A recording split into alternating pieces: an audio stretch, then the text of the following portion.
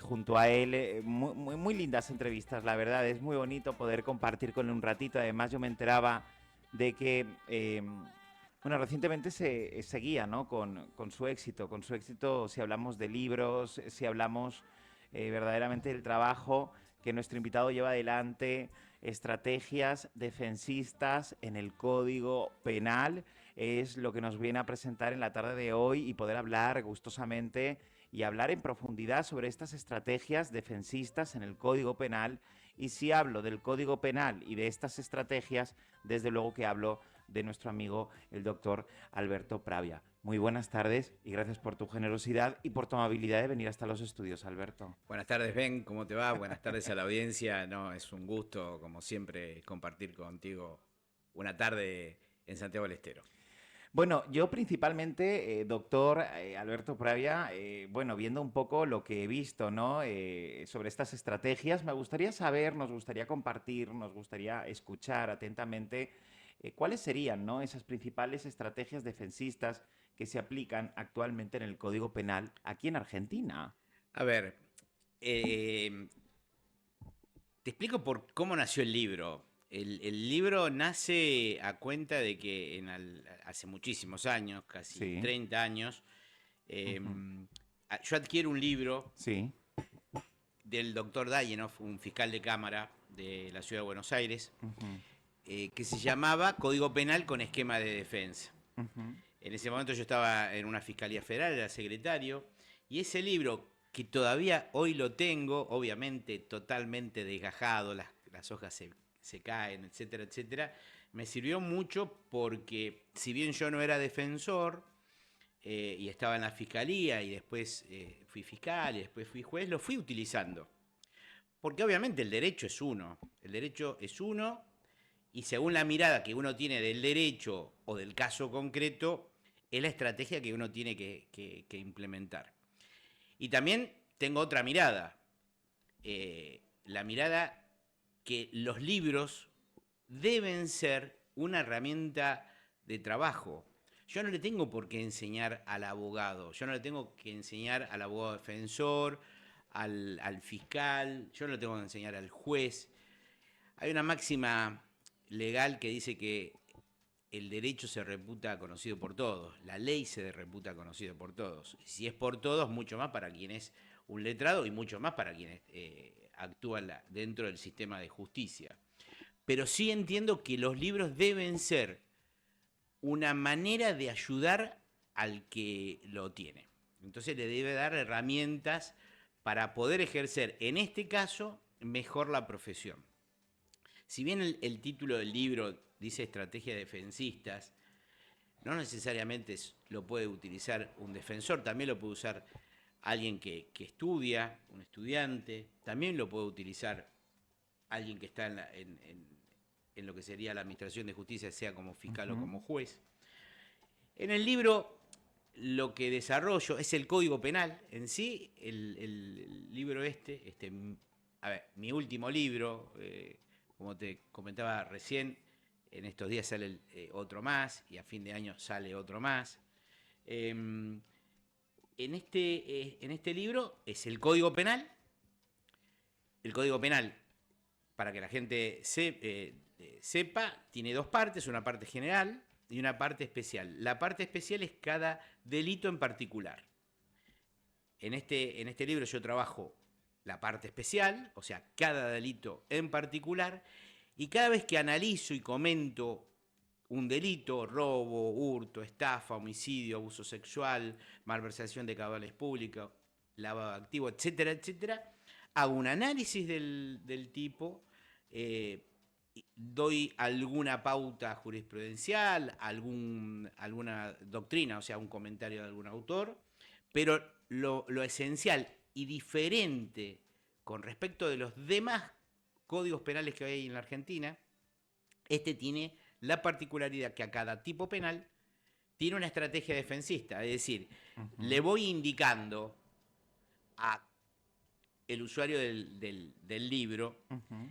¿qué es lo que podría hacer si tiene un caso de robo? Y bueno, que debe conseguir testigos, que debe conseguir peritos, que los peritos tendrían que hacer una pericia de tal tipo, que debería corroborar la escena del crimen, que debería, etcétera, etcétera. Es decir, cada caso o cada tipo penal tiene alguna indicación. Y al principio del libro establezco pautas generales de cómo hablar con el cliente, de si es necesario y cuándo hacerlo declarar, de cómo debe ser su relación con el fiscal y con el juez, de cómo buscar la información de cada juzgado y cada fiscalía. O sea, datos que no, a ver, no inventé nada, no inventé la pólvora, no estoy haciendo nada raro, estoy plasmando en un libro algo que todo el mundo lo puede tener, o sea que un abogado lo debería tener, desperdigado. Lo único que hice fue sistematizar y darle la posibilidad al que adquiera el libro, obviamente, y tener una herramienta de trabajo, como tener una computadora, como tener una lapicera, como tener un celular, tener un libro. Y vuelvo a insistir, yo sostengo que los libros deben ser una ayuda. O sea, yo no tengo por qué explicar la historia del derecho o por qué nació tal instituto. Yo le tengo que dar herramientas. O sea, yo, a ver, entiendo en mi caso, yo soy profesor, escribo libros, dicto clase, dicto conferencia. Mi idea es ayudar al otro, al fiscal, al juez, al abogado, al que recién se recibe, al estudiante, al abogado experimentado, o sea, a todo el mundo, desde mi humilde visión del derecho. Porque, Alberto, si hablamos de tu humilde omisión del derecho, ¿no? Nos gustaría preguntarte cómo crees, dentro de tu humildad, que ha venido evolucionando todo lo que es la defensa legal en el contexto de las reformas penales que puedan haber sido las más recientes aquí en Argentina.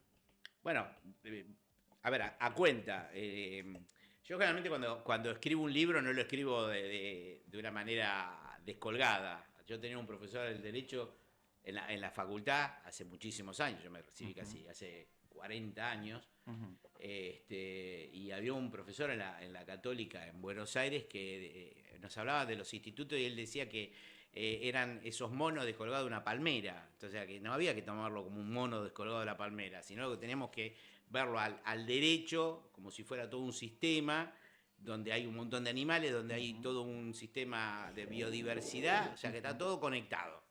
Y que no era un mono descolgado de una palmera, un instituto. En ese sentido, te comenté que yo estoy por sacar otro libro, que ya está escrito al mismo tiempo que estuvo escrito este. Y ese otro libro se llama Garantías Constitucionales en el Proceso Penal, Derecho del Imputado, Derecho de la Víctima. ¿Por qué? Porque vos tenés como algo básico dentro de nuestro sistema penal el artículo 18 de la Constitución. El artículo 18 de la Constitución Nacional es el que establece las garantías constitucionales del que goza todo habitante, no dice todo ciudadano, la Constitución dice todo habitante de la nación. Entonces ahí está la inviolabilidad del domicilio, la inviolabilidad de los papeles privados, la presunción de inocencia, el derecho de defensa, que las cárceles de la nación serán sanas y limpias para readaptación y reeducación y no para castigo, que está prohibido la tortura, que uno no puede ser juzgado y sacado de los jueces naturales, que no puede ser juzgado por una ley que no esté dictada previo al hecho. Es decir, esas garantías constitucionales luego deben estar incorporadas en las normas penales y en los códigos procesales. Hoy debemos entender que probablemente muchas de las cosas que uno se asusta, ve, le llama la atención, que aparecen en los medios de comunicación como hechos violentos, hechos ultrajantes, hechos irrazonables, esos hechos deben ser juzgados por personas, los fiscales de manera objetiva, los jueces de manera imparcial, y que esa persona, Aún el peor de los delincuentes tiene el derecho de contar con un abogado defensor. ¿Te das cuenta? Pero para que tengas una buena defensa, porque pobre, capaz que es un inocente que está vinculado en un proceso y no es el autor del hecho, pero para que tengas una buena defensa y el fiscal tenga una buena investigación y el juez tenga un correcto accionar, deben aplicar el derecho. Y el derecho es estas normas que uno comenta de la humildad, pero que las normas son frías, que les pones rostro humano en la cara del delincuente, pero fundamentalmente en la cara de la víctima. Entonces, escuchándote atentamente, me gustaría saber si nos puedes detallar, entrando un poquito en el fondo de la causa, cómo entraría o qué papel, mejor dicho, qué papel juegan los derechos humanos en la implementación de estas estrategias. Bueno, me he preparado la entrevista, ¿has visto, no, No, no, Alberto? no, no, ya Me he veo, ya veo. preparado la entrevista con el libro contigo. Digo, Dios mío, que tengo al doctor. A ver, Así que ahí, ¿cómo? ahí me ha anotado esas Está bien, preguntas, ¿cómo ¿no? estarían incorporados los derechos humanos? Los derechos humanos, a ver, de consumo están en la misma norma. Si uno sabe a qué atenerse, a ver, ¿qué es el derecho penal? El derecho penal es la realidad, es lo que la sociedad toda advierte, que el legislador, el Congreso, lo establece como una norma obligatoria para decirles, señores, estos hechos, si ustedes los cometen, son delitos y van a ser perseguidos por el Estado con fuerza coactiva, y si usted, a través de un juicio imparcial, lo encontramos culpable, va a tener una sanción. Que será la cárcel, será una multa, será una inhabilitación, Ujú, etcétera, etcétera. Los derechos humanos están desde la propia Constitución Nacional, ujú, en el artículo 18, ujú, y en los códigos procesales, desde el artículo primero de cada código procesal penal, ujú. y en el momento que vos implementás un código penal y establecés cuáles son las conductas reñidas con el ordenamiento y estableces una pena, ahí están los derechos humanos. Porque nosotros no vamos a poder investigar Ujú, y juzgar a una persona por un hecho que no esté previsto en la ley. Esos son los derechos humanos. Y ujú. quien comete un ilícito deberá ser juzgado o investigado por ese hecho y no por otro. Y él tendrá derecho a un abogado defensor, que podrá comprar mi libro o no. Y a su vez un fiscal lo va a acusar y a su vez un juez lo va a absolver o condenar. Pero los derechos humanos están en cada norma de nuestro ordenamiento legal. ¿Y qué desafíos crees, escuchándote hablar atentamente, que puede entonces enfrentar un abogado defensor al trabajar dentro del marco del Código Penal en este país llamado Argentina? Bueno, ahora yo tengo un problema, soy muy directo y muy crítico del sistema penal. El sistema penal es el abogado defensor, es el juez, es el fiscal, es la policía, es la sociedad organizada en esas asociaciones de luchemos por la vida, las madres del dolor, etcétera, etcétera, el servicio penitenciario. O sea, el sistema penal no es una sola cosa. Eh, Hoy la tarea del abogado defensor en ciertos lugares eh, es, a ver, es casi te diría, un trabajo insalubre, porque tiene Ujú, que lidiar con un sistema judicial, y cuando hablo de sistema judicial, hablo de fiscales y jueces, que no actúan ni con objetividad ni con imparcialidad. No sé si soy claro. La estatua de la justicia parece que es como esos tres monos. Es ciega, sorda y totalmente muda. No habla cuando debe hablar, no ve lo que tiene que ver y no escucha cuando tiene que escuchar. Y a veces el abogado defensor tiene ese grave problema. Ese es uno. El otro tema son los medios de comunicación. Y te explico por qué. porque a veces en esta sociedad que no está preparada culturalmente, por ejemplo, para tener hoy juicio por jurados, un hecho X, el que se te ocurra, tomado por los medios periodísticos y mediatizado de forma tal que es todos los días en el prime time de televisivo, de la radio, etcétera, etcétera, los comunicadores pueden establecer una verdad revelada que capaz que está sobre base falsas, y en una de esas el involucrado no tenga nada que ver con el hecho, y la verdad corre con desventaja. Corre con desventaja el supuesto autor del ilícito, que todavía por la propia manda constitucional del artículo 18 tiene como derecho de defensa la presunción de inocencia hasta que una sentencia pasada en causa juzgada quede firme. Y corre con desventaja el abogado defensor, porque tiene que luchar contra el sistema presente por juez y fiscal, pero a su vez con los medios de prensa y con una sociedad. ¿Te das cuenta? Que a veces compra lo que dicen equivocadamente o no. Mira, yo siempre cuento una anécdota.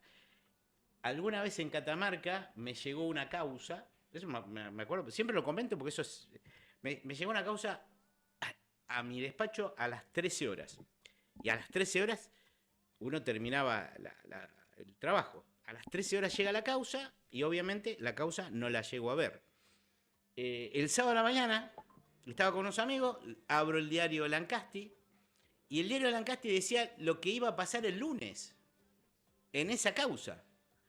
Entonces yo me acuerdo que le digo a mis amigos, qué bárbaro, yo todavía no vi la causa, pero ya en el diario anticipan lo que voy a hacer el lunes.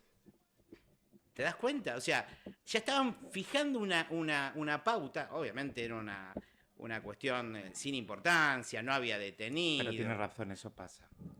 Pero ya teníamos, a ver... Y luego viene el lío Macareno. A ver, yo después, obviamente que no era muy alejado de lo que iba a pasar. No, pero tienes razón porque yo lo vivo, que trabajo en los medios. Así de una te lo digo. Sí, pero es así, es común. Pero es un error, necesitamos... No, o sea, es un error. Mira, yo te pongo varios casos, los últimos. No puede ser que a ti te llega a la 1 el expediente y que la prensa ya lo esté sacando el sábado a las 18 de la tarde. El caso Loan.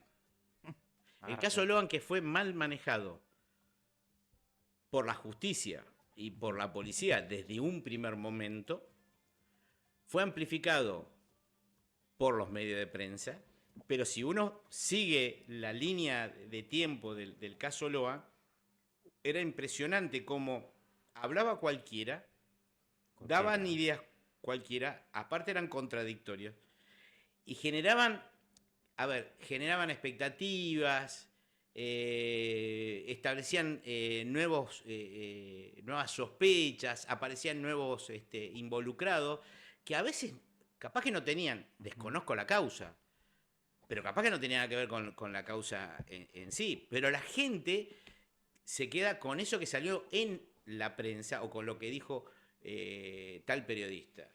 Y la pregunta era, volvamos al inicio, era ¿cuáles son los desafíos que se encuentran respecto a los derechos humanos del abogado defensor? Y el abogado defensor hoy tiene esos dos grandes problemas. ¿Cómo lidiar con un sistema judicial? El sistema judicial, en grandes rasgos, en nuestro país, en muchos lugares, es un sistema judicial pobre de medios y pobre de recursos humanos. No digo mediocres, dije pobres. Bien. Para concluir la última pregunta, y antes de que des tu reflexión y saber dónde está disponible este libro y los canales para poder adquirirlo y demás, me gustaría hacerte una última pregunta. ¿Cómo percibes, y te tuteo con el debido respeto porque sabes que en España tuteamos, cómo percibes la opinión pública? O sea, ¿cómo crees que percibe la opinión pública, ya que estábamos hablando del caso de Loan, estas estrategias defensistas y su impacto, ¿no? El impacto en este sistema judicial que tiene Argentina. Y no lo ven bien. ¿Por qué? Porque confunden una estrategia defensista con la tarea de un abogado cuervo, con un abogado carancho. Cuando uno habla de la estrategia defensista dentro del sistema, estás hablando de algo que es legal, que procedimentalmente es correcto. O sea, si te tomo un caso, yo te voy a hacer una estrategia de cómo ir llevando el caso adelante. Pero obviamente esto la sociedad no tiene por qué saberlo. Y obviamente muchos comunicadores que sí saben de lo que uno habla, te cambian las palabras y en una de esas le venden, digamos, entrecomillado, pescado podrido a la sociedad. Si vos hablas de estrategia defensista para alguien que es sospechoso de un crimen, no lo va a tomar bien la sociedad. O sea, esa es la verdad. Por eso te decía recién que creo que todavía como sociedad no estamos preparados culturalmente para ciertos sistemas en la Argentina. Hablaste de que me ibas a tutear, y obviamente vos sos español, yo soy el vicecónsul español. Conocemos España y sabemos que, por ejemplo, cualquier país europeo tiene un sistema donde los límites están establecidos.